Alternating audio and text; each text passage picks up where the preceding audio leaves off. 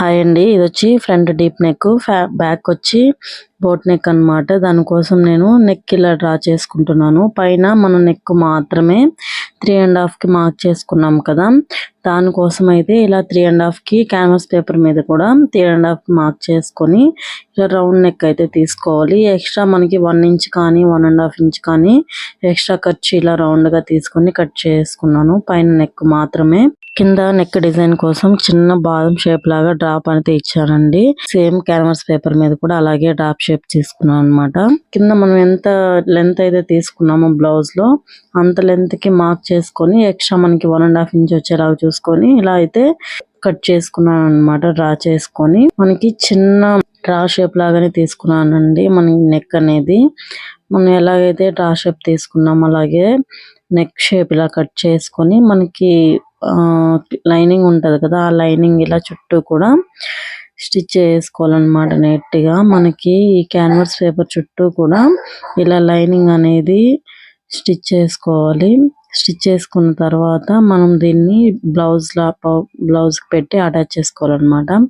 First అయితే మనకి lining ఉంటది కదా, లైనింగ్ వైపు ఇలా పైన నెక్ మాత్రం మనకి బోట్ నెక్ పెట్టాం కదా, దానికి మాత్రమే ఇలా అటాచ్ చేసుకొని పైన మనకి 1/2 ఇంచ్ ఖర్చు ఉండేలాగా చూసుకొని చిన్న చిన్న టక్స్ అనేవి పెట్టుకొని రివర్స్ చేసుకోండి.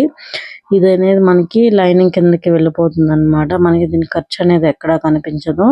ఇలా లైనింగ్ కిందకి వెళ్ళిపోతుంది. పైనుంచి ఒక స్టిచ్ అనేది వేసుకున్నామంటే సరిపోతుంది. మనకి ఈ ప్యాటర్న్ ఇది స్టిఫ్ గా ఉండడానికి క్యాన్వాస్ పేపర్ లోపల మనం ఇంక పైన ఒక 1/2 ఇంచ్ ఖర్చుతో ఇలా స్టిచ్ అనేది వేసుకున్నామంటే నీట్ గా ఉంటది అనమాట ఫినిషింగ్. ఇప్పుడు బ్లౌజ్ చుట్టూ కూడా నేను ఇలా స్టిచ్ అనేది వేసేసుకుంటున్నాను. లైనింగ్ చుట్టూ కూడా ఇలా స్టిచ్ వేసుకున్న తర్వాత మనం కింద నెక్ కోసము చిన్న బాదం షేప్ లాగా డ్రాప్ చేసుకున్నాం కదా, ఇలాగా దీన్ని ఇలా పిన్స్ పెట్టేసుకొని మిడిల్ కి మనకి నెక్ మనం ఎంత లెంత్ అయితే తీసుకున్నామో కటింగ్ లో అంత లెంత్ కి మనం డ్రా చేసుకున్న ఈ క్యాన్వాస్ పేపర్ కూడా అలాగ మనకి నెక్ కి కింద పైన ఎంత లెంత్ ఉందో చూసుకొని మిడిల్ కి ఇలా పెట్టుకొని పిన్ అనేది పెట్టేసుకోండి.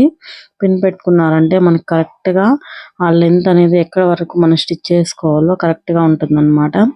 ఇలా మిడిల్ లో స్టిచ్ చేసుకున్న తర్వాత మనకి 1/2 ఇంచ్ ఖర్చు ఉండేలా చూసుకొని ఇలా చుట్టూ కూడా కట్ చేసుకోండి. కట్ చేసుకున్న తర్వాత పైన కింద ఇలా డ్రా చేసుకున్న దగ్గర ఇలా కట్ చేసుకొని చిన్న కట్స్ అనేది పెట్టుకొని రివర్స్ చేసుకోవాలి. రివర్స్ చేసుకొని ఇప్పుడు చుట్టూ కూడా ఒక స్టిచ్ అనేది వేసేసుకోవాలి మనకి స్టిఫ్ గా ఉండడానికి.